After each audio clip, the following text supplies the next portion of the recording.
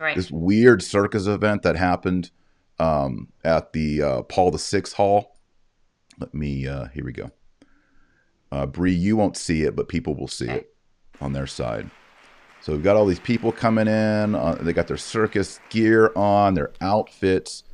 Most of this stuff, Bree, um, you would not be able to wear this to mass. Nevertheless, in front of the Pope, I'm kind of confused about that.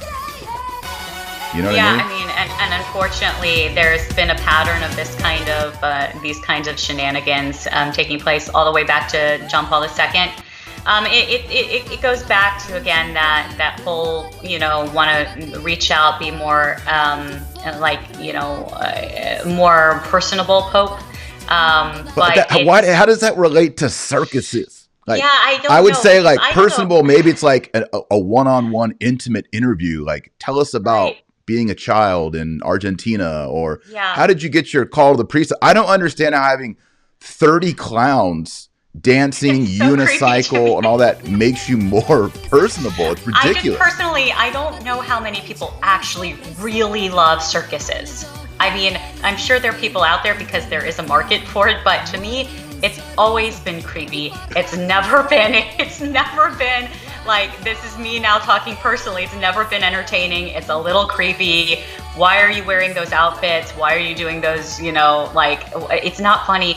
I don't know. And I think it's really that aspect of trying to really hard. It's like, hate to use this term, the whole okay boomer thing. It's really trying too hard to relate to people, whereas people nowadays are Catholic I mean, look at because this. Yeah, this woman. yeah. How can you dress like this? This is basically a bikini and hot pants.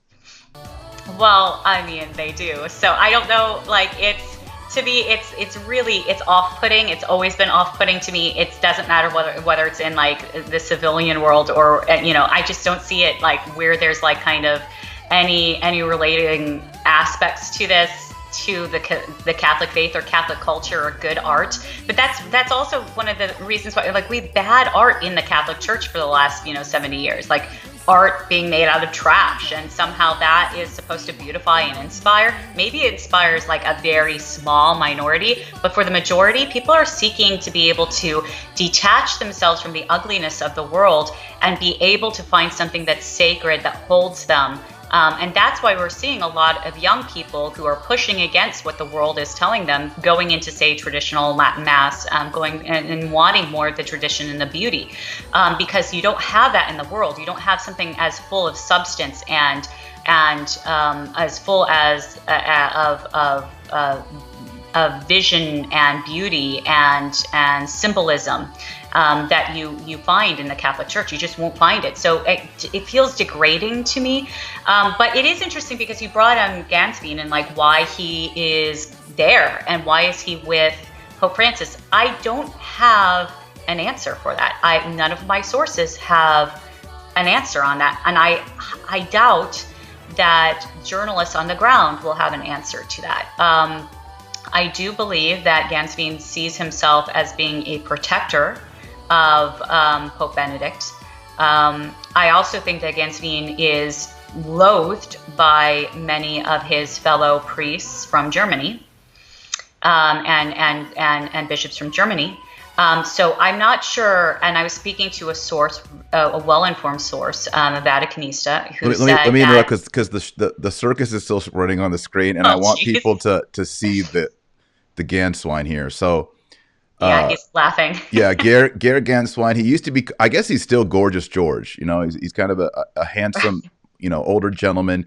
So on the shot on the screen right now, you'll see Francis just threw a hoop, and he scored a goal, and everybody thinks it's so cool. Like go for someone's head. Yeah, Yeah, it's so and groovy. But right here, as you watch it, and again, you can't see everybody throws it, and then you'll see Ganswein. There he is, right there. He's on the far left of the screen, and then there he is. He's clapping and laughing. He likes it. That's him right there.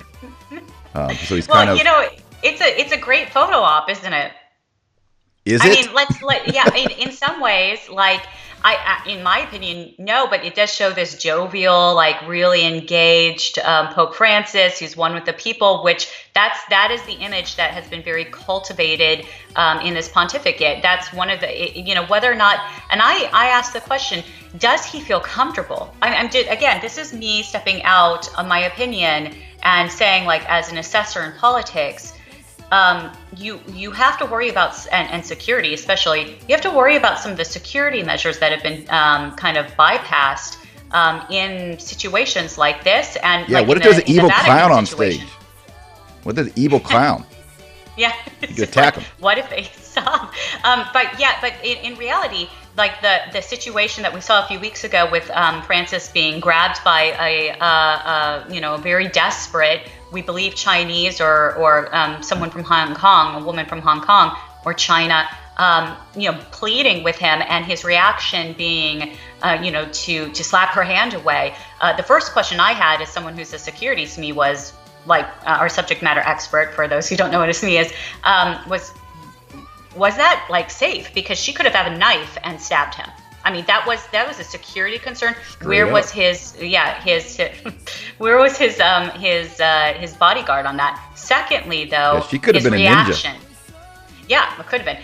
But his reaction was what? He was frustrated, which makes me think, and we've seen this as a pattern. I presented another video which looked like he's like, he just doesn't like to be grabbed, which, I mean, I don't like to be grabbed, but if I'm the Pope, at this point, I'd say, like, look, I don't want to be in these situations where I'm going to be grabbed, you know? Maybe as the vicar of Christ, you shouldn't walk around barricades shaking hands with strange people. Maybe. Yeah, maybe if you're not comfortable, don't do it, right? Yeah. But there is this whole idea of he's one with the sheep, and getting the smell of the sheep, this cultivated idea of the jovial people's Pope, right? So is he comfortable with that, or is that a persona?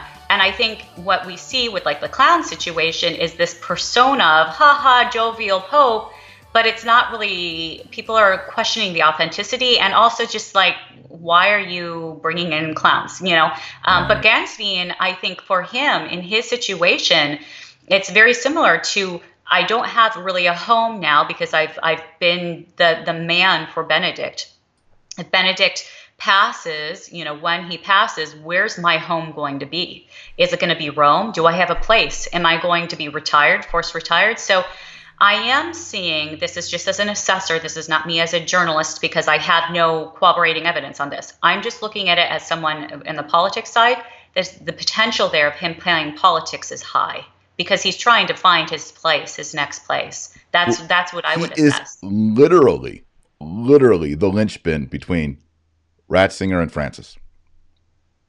Yeah, in time, in space, in proximity, everything. And the fact that Garrett Ganswein is the one who spoke up saying, oh no, we're moving the names, shows, to me, it was kind of like the mask finally fell off. He's always been the sort of gentle nephew caretaker of Ratzinger.